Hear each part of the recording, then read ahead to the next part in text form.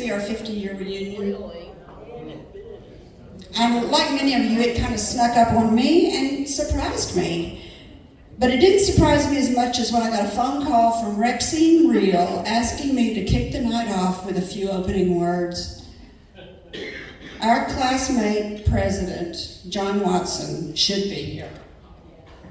But like many of our classmates, which is, I don't know if you know, these are candles for each of them, he has gone on to greener pastures.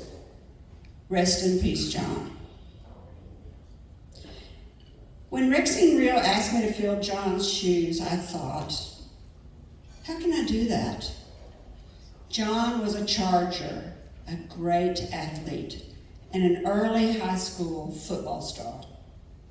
He could wow you by doing a backflip off the wall. As we all know, he was a lover of hallucinogenics.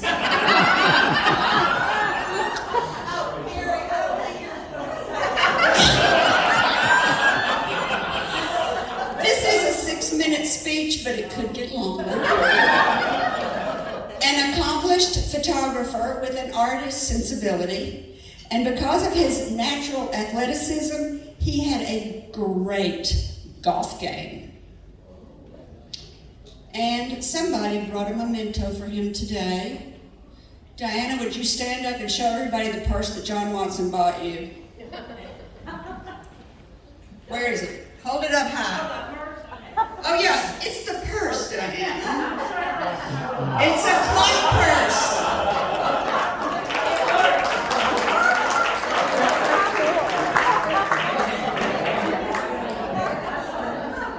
He was Flavor Flav before Flavor Flav was even born.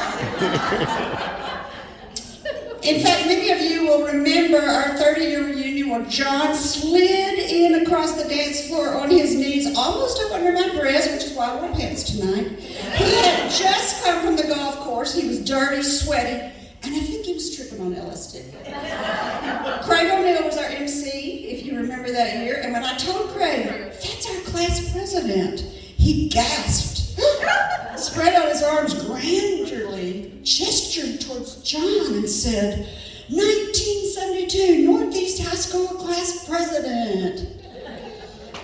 That was John. We loved him. He lived on his own terms. No excuses. But John was not the most popular boy. Is Mark Ray here? Because I don't want to hurt his feelings. But some of you may dispute this, but if I remember right, the most popular boy, and guys, don't get mad, was Philip Young. The girls agree. Again, rest in peace. Another man who lived his life on his own terms. He could have been Elvis Presley's son. About a year ago, I was at my desk. I was playing back my voicemail recordings when I heard Philip. And he said, Kerry, this is Philip. I just saw him on TV. You look good, girl. I just bought a 1975 Fastback Candy Apple Blue. Yes, there's a Candy Apple Blue. Candy Apple Blue, 4th floor, GTO. I think it was a GTO. And it's fast, girl, it's fast. It's really fast. I'm gonna come take you for a ride. And then he paused for a long time. And then he said, "Did you still drink?" "I do." "Call me later." I saved that message. I still have that message. It is still in my queue, and whenever I want to feel good about the class of 1972, I go and I play it. We grew up in a wonderful time. It was not perfect. There was the Vietnam War. There was desegregation, race riots, high infant mortality rate, and even polio. But there was also big cars, no seatbelts, joyriding, and backseat makeout sessions. Let's play a 50 years ago game, and feel free to jump in, but these are my 50 years ago I could think of. 50 years ago, there were smoking holes, which nobody believes. Today, there's Coke machines. I'm not sure which one's worse. 50 years ago, there were fist fights by the flagpole. Today, there's metal detectors. 50 years ago, we skipped school, smoked pot, or at least I did, and listened to Jimi Hendrix and Led Zeppelin. Today, my 90-year-old father-in-law eats gummies as part of his wellness program.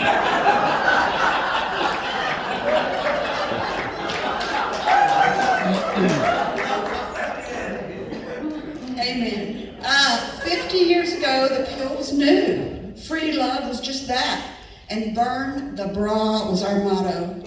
Today we date online, Snapchat our sex life, and sports bras are considered outerwear.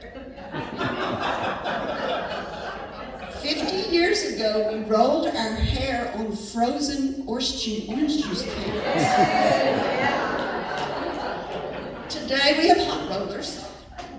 50 years ago, babies rode standing up in the front seat. There was no such thing as seat belts, cell phones, emails, internet, Google. When mentioning this to my granddaughter, that the internet was only 17 years old, she asked, well, how did you learn anything?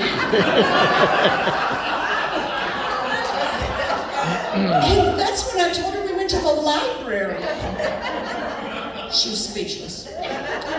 In reminiscing, we can't forget about the swimming lake, where relationships were made and lost. And because gas was under $1, we cruised no less than 20 times a night. High school romances still together. Rhonda Hyde and Pat Kelly.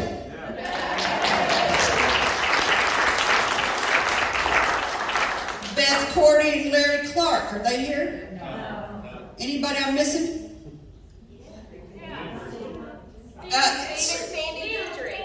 Help me here. I just talked to them 5 seconds ago, but I'm old, huh? Steve and Sandy Gentry. Why didn't I write that down when I was talking to y'all a minute ago and y'all told me that? Randy and Steve Gentry. Sandy and Steve Gentry. Jimmy Don. Jimmy Dunn, you're not married to somebody from here, are you? No, a different high school counts, though. That doesn't count. There's a lot of people that have been married 50 years. You gotta be from here. You gotta have gone to the lake. You gotta have made out the back seat. All right. Those times were memorable so much that I can still remember the phone numbers of many of my friends back then. I'm almost finished. Sometimes, yes, and sometimes young people ask me, what was your favorite age? And my answer is always, right now.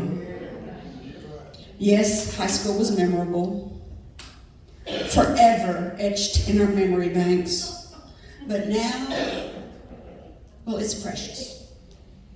Right now, at our 50-year reunion, with so many of us passed on, I treasure this moment, this weekend, and tonight, where I hope someone besides me makes a fool of themselves and creates another lasting memory we will tell forever.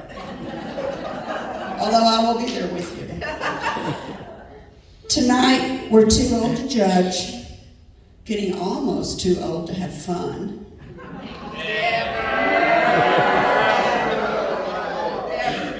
And some of us won't even remember having been here tonight. So let's blow it out. Let's turn these damn lights down, and let's have no regrets. Happy reunion, everyone. Go Chargers. Thank you, Kerry.